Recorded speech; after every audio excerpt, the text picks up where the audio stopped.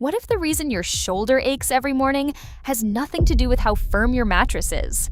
And what if the number you actually needed was never printed on the tag, never mentioned by the salesperson, and never shown on the mattress website? Here's what I'm going to do in the next 10 minutes. I'm going to show you why the firmness scale is basically made up. I'm going to give you the one number that actually predicts whether a mattress works for a side sleeper, and I'm going to tell you the exact range you need for your shoulders and the completely different range you need underneath them. And near the end, there's a study from 2003 that quietly proved almost every orthopedic surgeon in the country wrong. So let's start with how many of us this affects, because it's more than you'd think. 69% of Americans sleep on their side. That's from an SSRS national survey in 2024. And when researchers actually tracked 664 sleepers overnight, instead of just asking them, people spent about 54% of their time in bed on their side. It's the default human sleeping position. It's also gone up 8 to 10 percentage points in the last 15 years. So this isn't a niche problem. This is most people. And here's the mechanical issue, which nobody explains at the store. When you lie on your side, your entire body weight funnels through two small points, your shoulder and your hip. That's it. Those two knobs of bone are carrying everything. Now think about what that means. Lie on your back and your weight spreads across your shoulders, your ribs, your glutes, your calves. Big surface area, low pressure anywhere. Roll onto your side and that same weight concentrates into maybe a fifth of the contact area. Research on sleeping positions found the lateral position produces more pressure under the tip of the shoulder than any other posture. That's why side sleepers report shoulder pain constantly and back sleepers mostly don't. So you go shopping and the obvious fix is softer, right? Sink in, take the pressure off. Except that's where the second trap opens up. Go too soft, and your hip, which is the heaviest single point on your body, sinks deeper than your shoulder does. Your spine bends sideways all night. You've traded a pressure problem for an alignment problem, and you'll wake up with a sore lower back instead of a numb arm. So you need soft in one place and firm in another. Hold that thought, because it's the whole answer. But first, let's talk about why the scale you're shopping with can't get you there. You've seen it. Soft, medium, medium firm, firm, or a 1 to 10. And it feels like a measurement. It is not a measurement. It's marketing vocabulary. There's no standards body, no lab, no test that assigns those words. What one brand calls medium firm, another calls luxury firm, and a third calls cushion firm, and all three might feel completely different under you. And here's the part that really breaks it. Those ratings are assigned based on an average body. So if you're not average, the label stops describing anything real.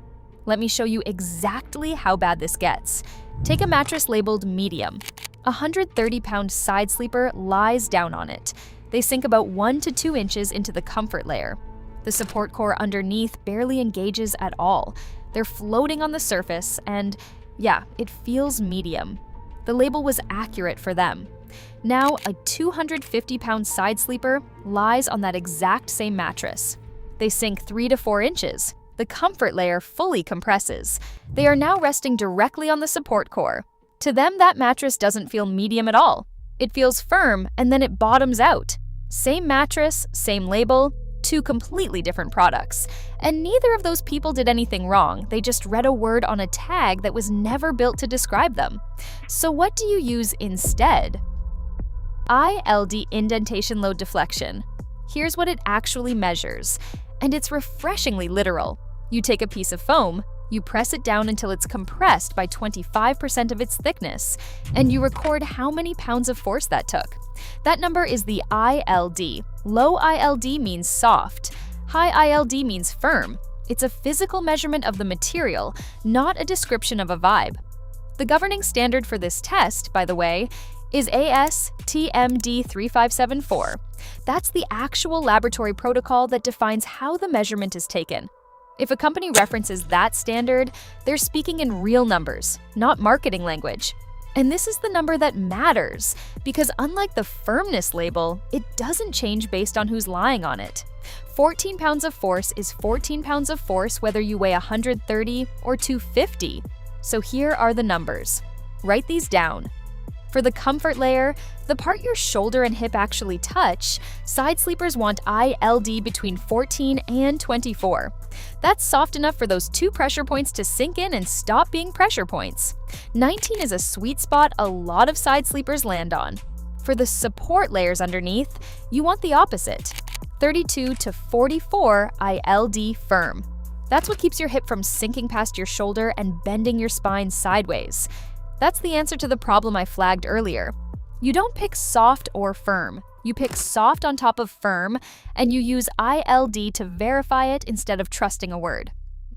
Now, I need to warn you about the number that gets confused with this one constantly, because this confusion is expensive. Density, pounds per cubic foot. PCF. People treat density and firmness like the same thing. They are completely independent manufacturing parameters. Density tells you how much material is in the foam, which predicts durability. ILD tells you how hard it pushes back, which predicts feel. And once you understand they're independent, you can see both the good version and the scam version. The good version. A manufacturer takes a 5 PCF memory foam, which is genuinely dense and will last a decade, and engineers it to an ILD of 12, very soft. So you get foam with the structural mass to survive years of use that still feels plush and conforming on the surface. That's what a premium comfort layer actually is. Dense and soft at the same time. One thing worth checking on any foam, whether it's memory foam, polyurethane, or latex foam, is whether it carries CertiPUR US certification. That's an independent testing program that verifies the foam was made without certain harmful chemicals and meets durability standards. It doesn't tell you the ILD, but it tells you the material itself was vetted. Brands that skip it aren't automatically bad, but brands that have it are at least accountable to a third party. Now, the scam version. A manufacturer takes a 2 PCF foam, which is low density and structurally weak, and pushes the ILD up to 35 by adding rigid fillers. It feels firm, it feels supportive. You lie on it in the showroom and think, this is solid, this will last, it will not last. The cell structure is weak, it collapses fast. And that is exactly why so many budget mattresses feel hard the day you buy them and develop a body-shaped trench inside 2 years. You didn't buy support, you bought stiffness wrapped around nothing. So when someone tells you a mattress is firm, that tells you nothing about whether it'll survive. Firm and durable are 2 different measurements, and only one of them is on the label. Okay, now the study I promised you. For decades, the standard medical advice for back pain was blunt. Bad back? Sleep on something firm. Everybody knew it. Your doctor probably said it. Your mother definitely said it. And there's a survey of orthopedic surgeons where 95% believed the mattress played a role in managing low back pain, and 76% of them recommended a firm mattress. 3 out of 4 specialists all giving the same advice. Then in November of 2003, The Lancet published a randomized trial run by Dr. Francisco Kovacs at the Kovacs Foundation in Palma de Mallorca. 313 patients with chronic low back pain, randomly assigned either a firm mattress or a medium firm one, followed for 90 days. The medium firm group did better on every measure.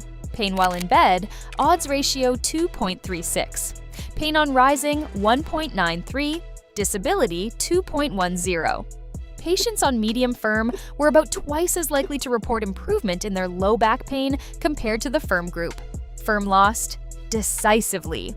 The advice 3/4 of orthopedic surgeons were giving was, in the most literal sense, backwards. And there's a detail buried in that study that makes it even stronger, which almost nobody quotes. Researchers checked whether patients could actually tell which mattress they'd been given. 77% of the firm group correctly identified theirs as firm, but 43% of the medium firm group also thought they were on a firm mattress. They couldn't tell. And the researchers noted that if you remove that confounding variable, the advantage of medium firm over firm nearly doubles. So the real effect is bigger than the published one. Most side sleepers need a softer surface than they think, and the science has said so for over 20 years. Kovacs put it plainly. His finding was that recommendations for daily living, like what kind of mattress to use, may have a relevant effect on the clinical course of low back pain, which is a very careful way of saying the thing under you at night is not a minor variable. So let's put this together into something you can actually use. First, ignore the firmness word entirely. It's not a measurement, it varies by brand, and it was calibrated for a body that probably isn't yours. Second, ask for ILD, comfort layer 14 to 24, support layer 32 to 44. If the company can't or won't tell you, that's information too. Brands that build good foam know their numbers and will say them. Third, ask for density separately. High PCF in the comfort layer means it'll still be soft in year 5 instead of collapsed. Low density plus high firmness is the combination that fails. Fourth, look at zoned construction. This is the real innovation for side sleepers, and it solves the soft versus firm problem structurally instead of asking you to compromise. Zoned mattresses use softer material under the shoulders and firmer material under the hips and lumbar. Pocketed coil systems do this with the coils themselves. 7-zone foam does it with the foam. This zoned coil plus foam comfort layer design is what most people are referring to when they use the term hybrid mattress. It's one of the most searched mattress categories right now. And for side sleepers, it's worth understanding because the hybrid construction is specifically what allows you to get that ILD split between comfort and support that I described earlier. Side sleepers get the most obvious benefit from zoned construction because side sleeping is the position where shoulder and hip width causes the most trouble. Brands like Tempur-Pedic and Casper have both built versions of this approach into their lineups, which is part of why those names come up constantly in this conversation, not as an endorsement, just as a reference point for what mainstream execution of this design actually looks like. And here's one last diagnostic, free, that tells you whether your current mattress is the problem at all.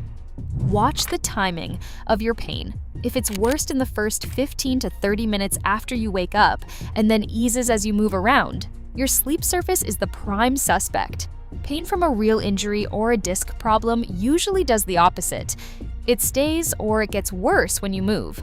That timing difference is the single cleanest signal you can read without seeing anybody. So that's it. The firmness scale is a vocabulary, not a measurement. ILD is the number, 14 to 24 on top, 32 to 44 underneath. Density is a separate question, and you have to ask it separately.